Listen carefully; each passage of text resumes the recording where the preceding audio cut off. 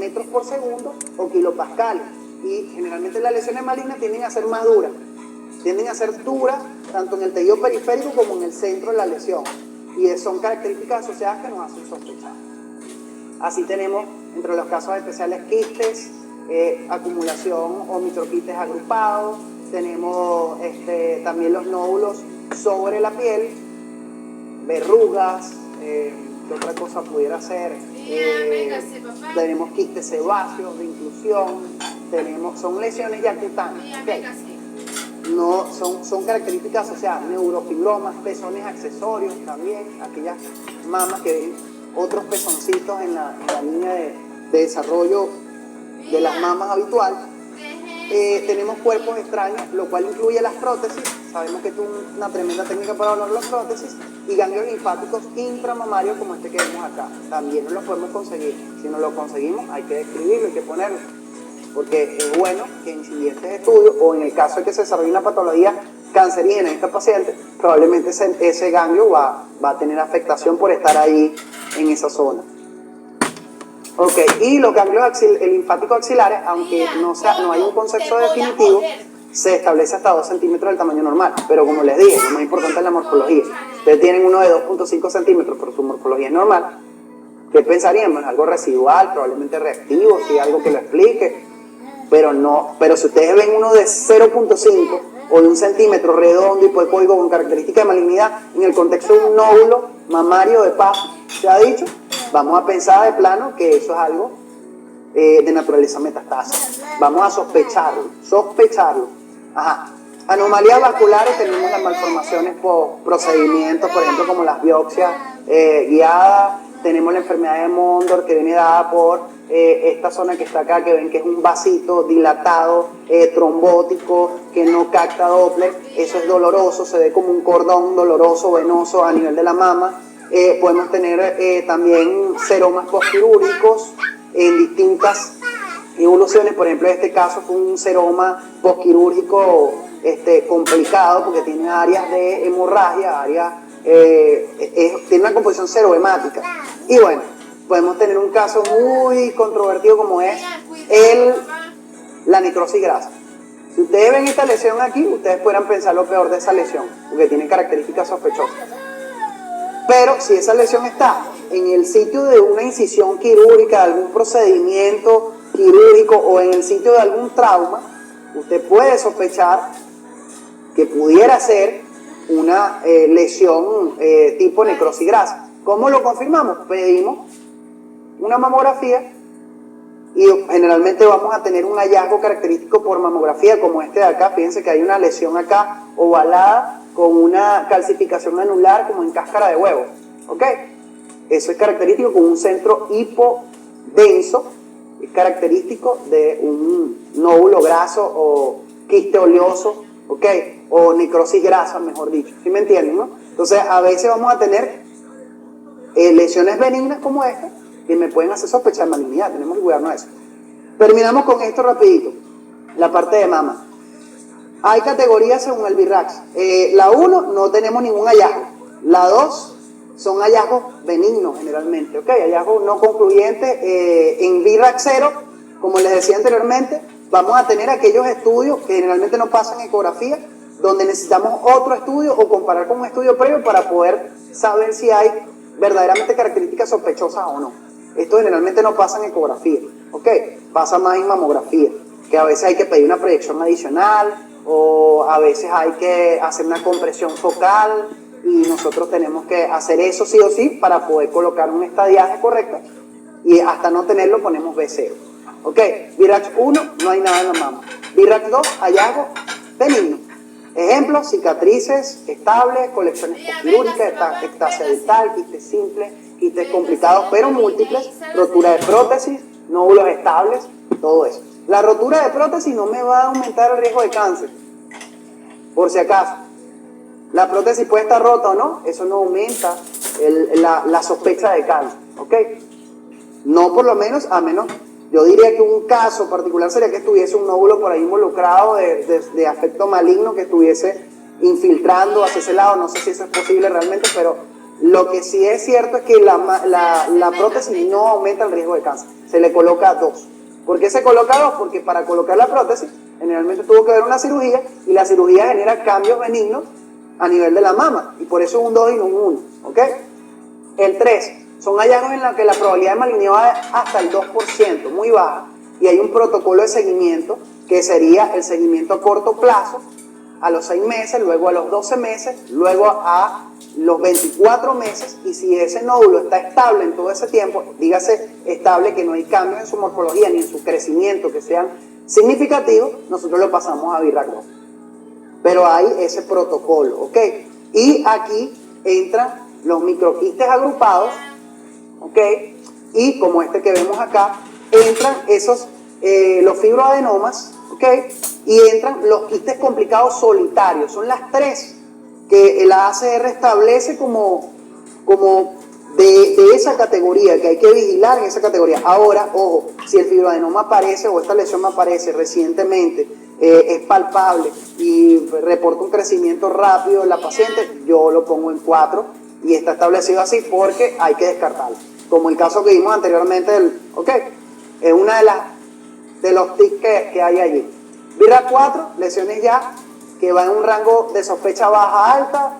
Virrac 5, lesiones altamente sospechosas. Y el 6 son aquellas lesiones que generalmente ya viene con un estudio histopatológico confirmado. ¿Ok? Espero les haya gustado la parte de mama. Pasamos el switch rápido, porque no tenemos mucho tiempo, y pasamos a ultrasonido de tiroides. Las indicaciones del ultrasonido de tiroides: lesión palpable en el cuello, seguimiento de nódulos tiroideos para verificar sus cambios, examen complementario y confirmatorio de lesiones tiroideas detectadas incidentalmente por otros métodos de imagen, por ejemplo la tomografía computarizada, la resonancia magnética nuclear o la mamografía. A veces no podemos ver en un estudio, hacemos una tomografía de cuello y a veces sin contraste y vemos unos cambios ahí en la tiroide, un crecimiento de la tiroide, pero no lo podemos caracterizar como lo hace la ecografía, a pesar de que es una tomografía. ¿Ok? Valoración del volumen tiroideo, bocio, tejido tiroideo postoperatorio, tumores recurrentes en el lecho tiroideo, adenopatías sospechosas en pacientes sometidos a cirugía. Son todas indicaciones, pero hay más. Aquellos pacientes que tienen un alto riesgo de malignidad, son aquellos sometidos a irradiación de cabeza y cuello, con carcinoma medular o papilar o neoplasia endocrina múltiple tipo 2 como antecedente familiar, o aquellos pacientes menores de 14 o mayores de 70, que son donde se presentan más estas patologías. También lo usamos en la guía de procedimientos, eso lo sabemos todos, especialmente en la biopsia de aspiración con agujas finas, es uno de los procedimientos más realizados. Biopsia de adenopatía cervical sospechosa también es uno de sus usos, y ablación de los nódulos tiroideos por inyección percutánea de etanol con láser o radiofrecuencia es otro de las cosas para las que usamos la ecografía. Fíjense toda la cantidad de procedimientos tan bonitos que podemos usar, que podemos hacer, que son tanto diagnósticos como terapéuticos, usando un transductor. Entonces ustedes pregúntense, ¿vale o no vale la pena aprender la ecografía hoy día, siglo XXI? ¿Ok? Aspectos técnicos: tienen que ser sondas lineales también con alta frecuencia, la posición del paciente es supino con extensión del cuello, ¿ok? A menos que exista una contraindicación. Ojo, paciente viene con un problema cervical y no puede extender el cuello, usted no le va a agarrar el cuello y se lo va a girar a la fuerza, para que el paciente salga después todo dolorido o empeorado. Exámenes se hacen en cortes, usted va a hacer cortes transversos y cortes longitudinales, ¿ok? Si ustedes recuerdan, un corte transverso generalmente se hace así, con la marca del transductor hacia la derecha del paciente, y un corte longitudinal se hace así. Es decir, en el cuello usted lo colocaría, va a evaluar la glándula en forma transversa y en forma longitudinal, en 2 dimensiones. Ojo, recuerde usar el presec adecuado, otra vez la configuración preestablecida para tiroides. Recuerde modificar las ganancias, el foco, la profundidad. Si el equipo tiene una resolución, pues se compró el equipo de $50,000, tenía el presupuesto y tiene una resolución alta de 0,7 a 1 milímetro, mejor todavía. O sea, va a ser, si usted practica eso, va a ser muy bueno y va a tener la facilidad de tener un equipo que lo va a ayudar mucho. Investigar la presencia de adenopatía y morfología de la carótida y la vena yugular es importante durante el examen tiroideo. A veces estamos haciendo un examen de tiroides y vemos tremenda placa en la carótida interna. Usted no le va a pasar por un lado la placa y no la va a reportar. Usted va a decir, mire, como hallazgo incidental se observa tal cosa. Se recomienda realizar ecografía Doppler carotidia, por ejemplo. ¿Sí? La anatomía, de forma muy básica, vamos a ir a anatomía ecográfica. Sabemos que está en los espacios profundos del cuello, rodeada de la fascia visceral, que tiene como relaciones importantes una gran cantidad de músculos, entre los cuales el más famoso es el esternocleidomastoideo y el tiroideo o moyoideo por delante. Así que también una relación muy famosa va a ser por detrás la tráquea y el esófago, el cual se lateraliza un poco hacia la izquierda, generalmente lo vemos acá, en el lóbulo izquierdo. Mande a tragar al paciente un poquito de agua y a ver cómo esto se mueve. No vaya a colocarle a eso un nódulo. Este es el nódulo más famoso de todo, el que más se reporta en los estudios de ecografía. Y resulta ser que es el esófago, pendiente con eso. Tenemos un lóbulo tiroideo derecho, un lóbulo tiroideo izquierdo, el istmo, aquí tenemos la tráquea, ¿lo ven? Acá tenemos el esófago y el paquete vascular, carótida y yugular. Todo esto que está aquí adelante es músculo. Músculo esternocleidomastoideo y los músculos tiroideos y esternoioideo, por ejemplo. La irrigación de forma rápida viene dada, la irrigación arterial por la arteria tiroidea superior. Vean de dónde sale acá. La verdad que este es uno de los mejores trabajos que yo he visto. El néter, yo creo que todos hemos estudiado por el néter. Arteria tiroidea inferior, fíjense que sale del tronco tirocervical. La irrigación venosa viene tanto de la yugular interna como de los troncos brachiocefálicos, como pueden ver acá, ¿ok? Esta es la forma en la que se mide y estos son los dos cortes básicos que deben hacer de la glándula tiroidea. Fíjense que tenemos el corte transverso, donde nosotros vamos a tener cada lóbulo y en cada lóbulo debemos medir su aspecto anteroposterior, su aspecto transverso. Así medimos el istmo, ¿ok? Y en el eje longitudinal vamos a medir el eje longitudinal. Hay unas medidas preestablecidas y a partir de esas medidas, de esos tres ejes, nosotros sacamos el volumen de cada lóbulo y al final lo sumamos los dos. Nos da el volumen total de la glándula. Y ese volumen, según, por ejemplo, esto es más que todo de una fuente de Estados Unidos y Australia, ellos tienen como 10 a 15 el volumen normal para mujeres, 12 a 18 para hombres. Pero, por ejemplo, aquí en Venezuela muchos manejan esta escala de 10 a 11 mililitros más menos 3 mililitros. Esto lo van a aprender en el curso. Nosotros agarramos los tres ejes, anteroposterior, transverso, longitudinal, lo multiplicamos entre sí, eso lo multiplicamos por 0.523, que es una constante, y nos da el volumen de cada lóbulo. Hacemos el mismo procedimiento con cada lóbulo, al final sumamos los dos volúmenes y tenemos el volumen final. Si eso da más de 15, por ejemplo, en la mujer, definitivamente se trata de un bozo, ¿ok? El problema diario, con esto vamos ya terminando, de los nódulos de tiroides es igual que el de la mama. O sea, nos conseguimos un nódulo, ¿qué hago con él? ¿Es benigno, es maligno? O solamente pongo un informe, nódulo tiroideo derecho, y ya, me lavé las manos. No, hay también una clasificación, el TRACS, realizada en 2017, que nos da un protocolo a seguir para la estandarización de un nódulo tiroideo. Y también nos da un grado de sospecha. Entonces fíjense que en esto de la ecografía, sobre todo en estas dos técnicas, se basa en clasificaciones que nos dicen si hay alto o bajo grado de sospecha y si tomamos la histología o no. Así tenemos que el BIRAX, es este que está acá. Ayúdame, Álvaro. Ya. Me mueve acá ratico. BIRAX 2017 me establece 5 características de los nódulos. Cada característica va a tener un puntaje determinado. Al final vamos a sumar el puntaje que obtenemos y lo vamos a llevar a esta tabla donde tenemos un TRACS 0, perdón, un TRACS 1, TRACS 2, TRACS 3, 4, 5, dependiendo de la cantidad de puntos. Fíjense que si tenemos 0.1, 2.2, 3.3, 4 a 6.4 y mayor a 7.5. ¿Ok? Y en cada una nos va a dar una orientación del actuar. Fíjense que ya a partir del 3, si el nódulo mide más de 2.5 centímetros, ya lo tenemos que biopsiar. Pero en el 4, ya con solo medir 1.5 centímetros, lo biopsiamos. Y en el 5, el nódulo así mida 1 centímetro, lo biopsiamos. ¿Ok? Bueno, composición puede ser quística, puede ser espongiforme. Estos dos no necesitan más caracterizaciones. Ustedes lo ven así, de una vez le ponen TRACS 1. Listo, se acabó el estudio. ¿Ok? Ahora, cuando tenemos una composición mixta, sólida y quística como esta, vamos a asignar un punto, y cuando es composición sólida o predominantemente sólida, fíjense que aquí prácticamente el 95% de la lesión es sólida, solo hay algunas pequeñas áreas quísticas, le damos 2 puntos. Seguimos. Ecogenicidad. La ecogenicidad, fíjense que aquí comparamos la ecogenicidad del nódulo, pero con el parénquima tiroideo. Aquí es hiperecoico, aquí es isoecoico, en este caso es muy hipoecoico. Cuando vamos a hablar de muy poca hipoecogenicidad o cuando es muy hipoecoico, lo vamos a comparar es con los músculos. Fíjense que aquí está el músculo, que es un poquito más ecogénico, y miren que esto es más hipoecoico que el músculo. Y a ese le damos 3 puntos, ese es el más sospechoso, la característica más sospechosa. Hipoecoico, en comparación con el parénquima tiroideo, fíjense que es más ecogénico que el nódulo, relativamente, y cuando no podemos determinar la ecogenicidad, le otorgamos un punto. Esto es importante porque ese puntaje al final es el que nos va a permitir tener nuestra sospecha. Igual que en la mama, si este nódulo crece perpendicularmente a la piel, también es sospechoso y le damos 3 puntos. Es como lo que dice aquí, ¿ok?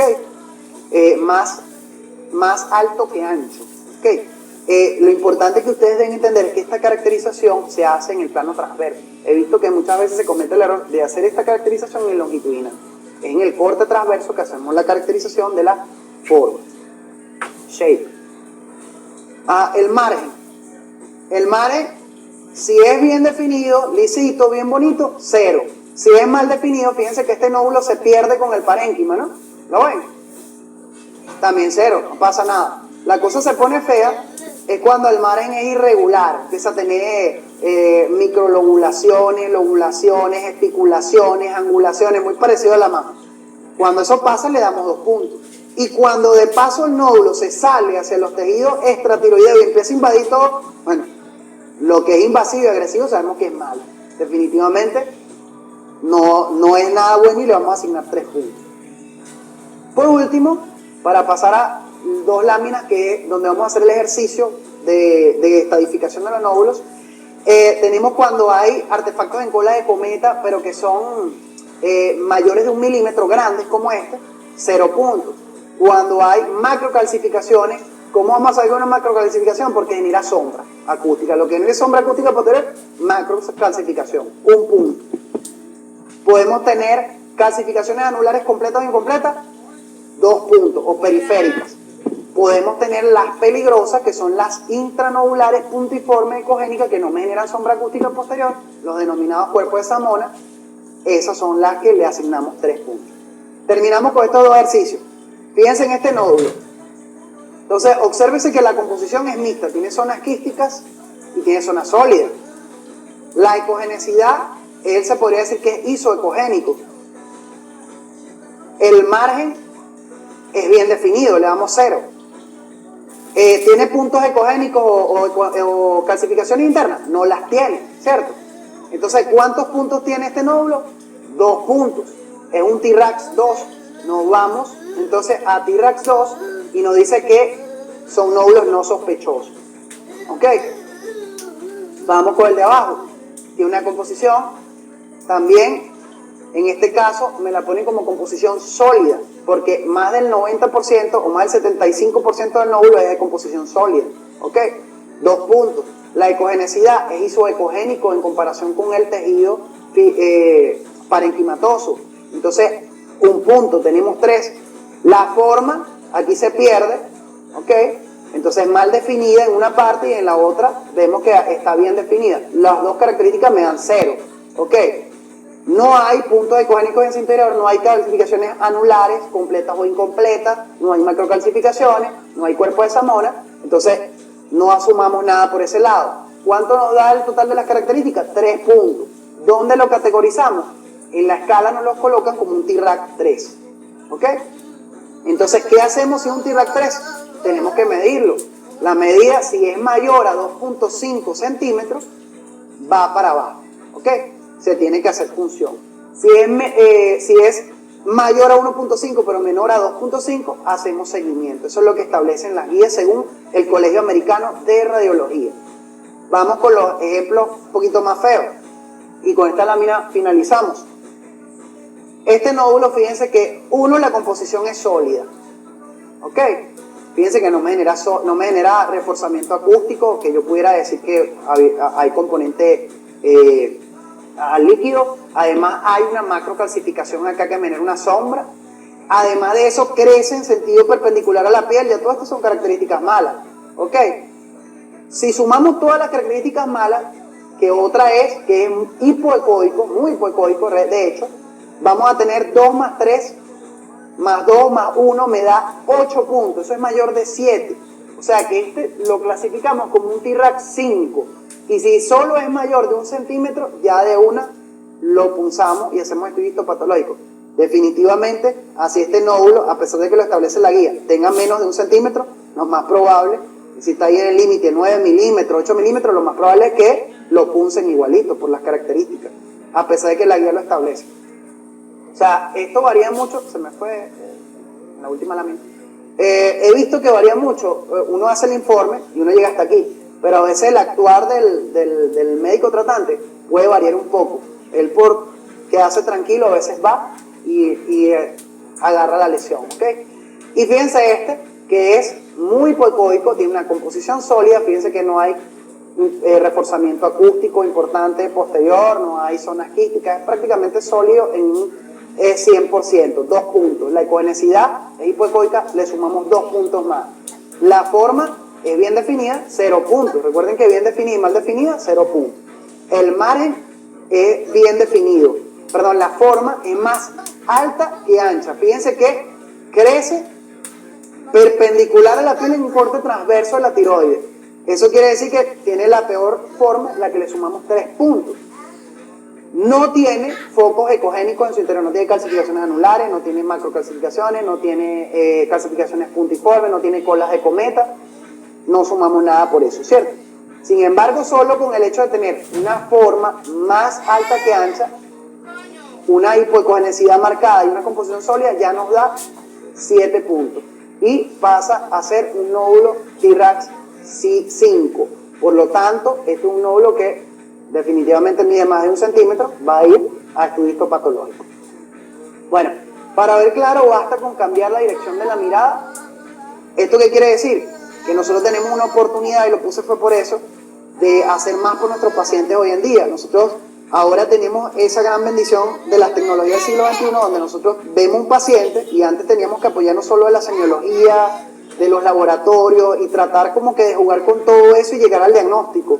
Pero ahora, por ejemplo, nos llega un paciente con signos de cólico biliar, por ejemplo, y nosotros, además de todo esto, de la clínica, de la semiología, de lo que nosotros estamos viendo, agarramos un equipo como este, colocamos un traductor allí y en cuestión de unos pocos minutos podemos hacer diagnóstico definitivo sin alargar más el proceso por el cual tiene que pasar el paciente y así optimizando los tiempos de tratamiento y dándole inclusive más confianza al paciente acerca de nuestro desenvolvimiento. Así que muchas gracias, ahí les dejo mis redes sociales donde siempre estamos publicando material didáctico. Éxito y bendiciones. Sedú, realmente mi más cordial bienvenida para ustedes. Vamos a divertirnos en los próximos 20 minutos tratando de pasear muy por encima de la evaluación de la paciente gestante. Como comencé, yo soy de la vieja escuela, esa escuela que comenzó con un eco bidimensional que cuando llegó el Doppler, que no era color, fue fascinante. Porque veíamos para hasta dónde se dirigían los fluidos. Así que yo comencé cuando no hacíamos arterias uterinas, unos cuantos años, así como en 1993. Y que para poder hacer el diagnóstico diferencial, si eras vaso o no, tenías que poner el Doppler color y costaba una bola de real. Perdón, una pelotita de real. Pelota de real. Entonces, eso hizo que uno fuera mucho más modesto, acucioso, insidioso, sistemático para la evaluación del feto.